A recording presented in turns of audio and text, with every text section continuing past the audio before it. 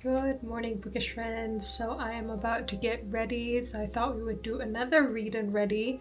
This is a series where I get ready with you and you can get ready with me as well. Have a snack and listen as we have a little bookish discussion, a bit of review, a bit of thoughts, and maybe some little theories. Let's get into it. So if you're wondering, we're still doing this book. We're still doing Alchemy of Secrets, and like I promised, I would update you towards the end, like the 75-80% mark, before I'll do a full-blown thoughts, discussion, what I think of the cliffhanger toward the end of the book. And that one I think will be more on the spoilery side, so I would highly encourage you to read the book before watching that. But again, that's for future video. But this time, we're just gonna have a chat about it, and I'm gonna share my thoughts. Hopefully this will also encourage you guys who haven't read it to go pick up this book, and then we can wait for the second book together. So if you guys haven't watched the previous Read and Ready, that is also regarding the same book,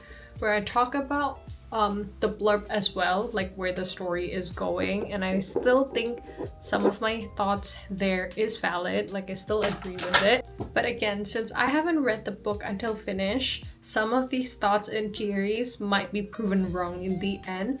So that is why we're gonna do like a whole section of comparing my mid-book thought and also like what actually happened in the book, and we can only know that once I finish the book. Okay, number one, I think we're dealing with an unreliable narrator. I feel like Colin doesn't really know what's going on, and she's interpreting what's happening in some scenes maybe differently than what is actually happening.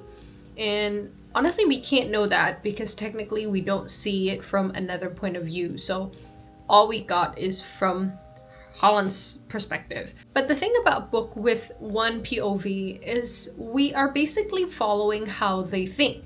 We're just seeing the world through their perspective, through how they understand things, through their experience, how they would, go about it and how they would perceive the situation. And I've always been very scared of unreliable narrator because that could make or break the experience for me. If they're absolutely wrong in what they think what is going on, so like miscommunication and such, we don't know what's going on because we can only see it from that person's perspective. And I feel like because Holland keeps getting flashbacks and she keeps forgetting things, that her mind and memory might be altered a bit, and it might have something to do with the people around her. We still don't know what's going on.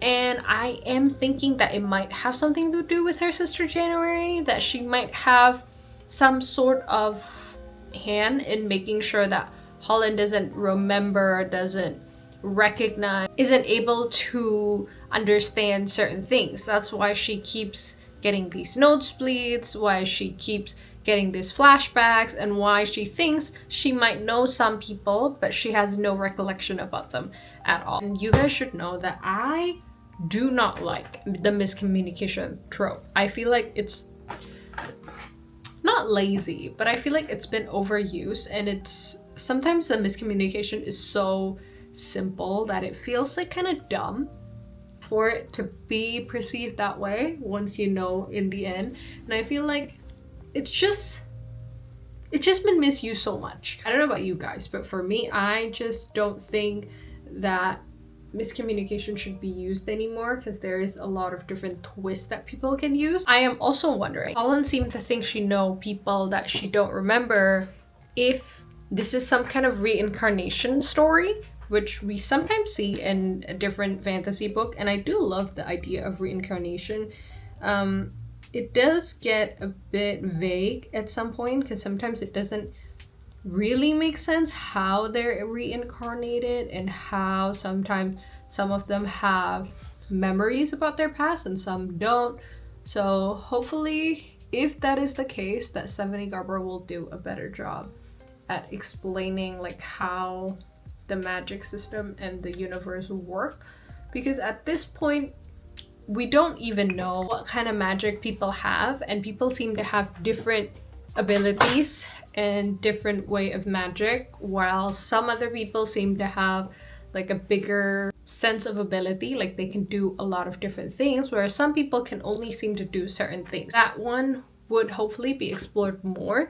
I do like that she's keeping a lot of things vague, so it could be more of your interpretation. It just gives a room full of possibilities, and I feel like if you're doing a first book, the vaguer you leave it, the more people can come up with theories, and it's so fun to like deduce and find out little clues and see if whatever you come up with is proven in the next book or not. Love that there are clues that they have to follow around. It's like a little treasure hunt, because Holland's father did like to leave clues and do treasure hunts with his daughters, so she is like following the little right things that her dad left. Or you know how like Caraval was also following clues and trying to find out things through like vague words and vague clues and maps. This one feels more fleshed out because it's not that in your face.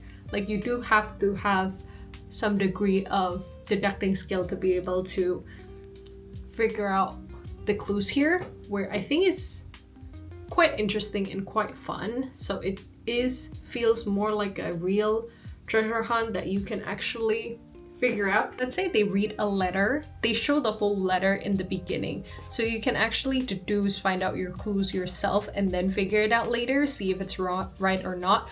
Whereas some books, they would say they're following mystery and they would say, oh yeah, we're reading this letter, but sometimes the letter is not fleshed out, it's just a little part that they think is the clue that is written in the book. So we can't really deduce and figure it out with them, I'm being told. Whereas this one feels more like shown. I am quite critical about that because I don't want to be a passive one. I want to be able to feel like I'm actually in the book, that I am actually in this world, I'm actually trying to figure it out with the characters. Goal should be that you feel like you're the main character, you're actually reading the book. Well, there's a debate on that with first POV for you to be able to be in the book, and the third POV you're more like a passive audience. But I feel like good books are always where you can actually feel you're in the world. Since I only have about 20% left, because I think I'm in this 80% mark now, I can only stretch this out for about 1 or 2 more days, 3 days max. But I've been sharing my thoughts daily on like what I found in like shorter clips, and there might be some things that I'm not saying here, like I forget, because I do share that daily, so I don't forget anything, in that I can share fresh thoughts daily but in shorter format. I feel like the hype around this book is not as big as Caraval and Once Upon a Broken Heart. But like I said before, it could also be this is the first book where people sometimes wait until at least the second or the third book is gonna come out, then they want to start reading. I feel like everything has an upside and a downside. An upside would be you can come up with theories, you can feel like you're in a community, you can meet new friends trying to figure out things, dissect clues, you don't have to wait. 2, you don't have to get caught up and then forget about everything and have to reread the book. Because I'm getting back to reading and I'm getting back to the habit, the enjoyment of reading, I'm not really that pressed on just reading for the sake of reading. I'm just really enjoying the book. It's taken me more than 8 days now to read this book, and that is very unusual for me. This is only a 300 something book, so less than 400 pages. It's very surprising that I would take this long to read a book, but again, this way I get to enjoy the dialogue, I get to dissect the clues, I get to enjoy the writing style and the nuances, whereas usual it's just like, okay, read, done. What's next? But I am looking for future book recommendation. Next, I think I'm going to dive in back to Crimson Moth and finish out Rebel Witch, and then I am looking forward to start reading ACOTAR, because I know that there has been talks that the 6th book is gonna come out, and I've never been able to finish ACOTAR, and I'm hoping to do some sort of vlog reading on like multiple books or a single book in a video. I feel like that would be fun for a future one. But again, I'm getting back to content creating.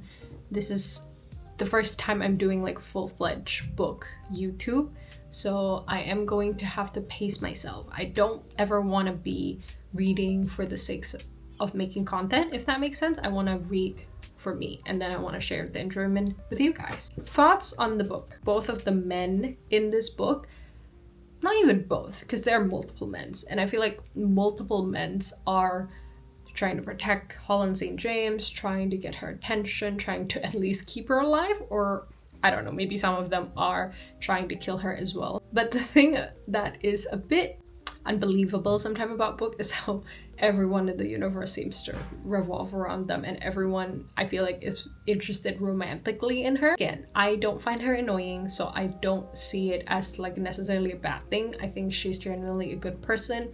She cares about people, she has somewhat of a good sense of humor, and she has a very kind heart. She's very trusting to the point of it being a fault sometimes, but she does believe in the good of people. I am still Team Adam Bishop for you guys who've been reading or have read the book.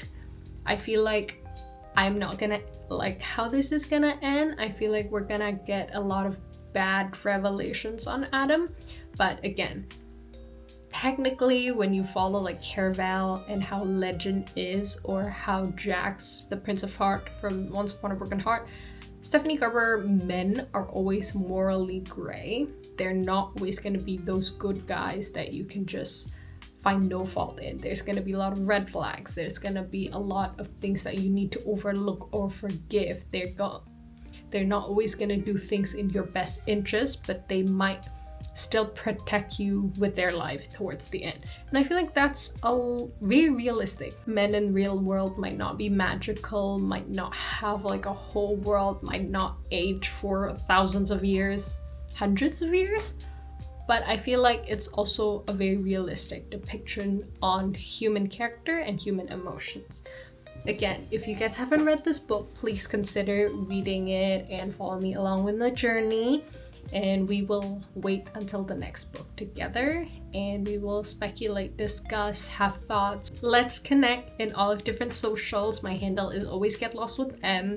I share more daily thoughts on TikTok and on YouTube Shorts. I am getting back to Instagram and posting, but Instagram I'm treating more like a digital photo diary. I used to be so obsessed with numbers and reach and followers, but again, hopefully it will stay that I'm just excited to create and excited to share. Hopefully it will be a much smoother and less stressful experience now on. I'll talk about this more next time, but I have been not on book talk since 2024 because I feel like it got too much and I was caring too much about it, and there was a lot of life changes happening, so I dropped it. But yeah, I will see you guys for the final thoughts on this book. See you guys next time. I hope you have a good rest of your day.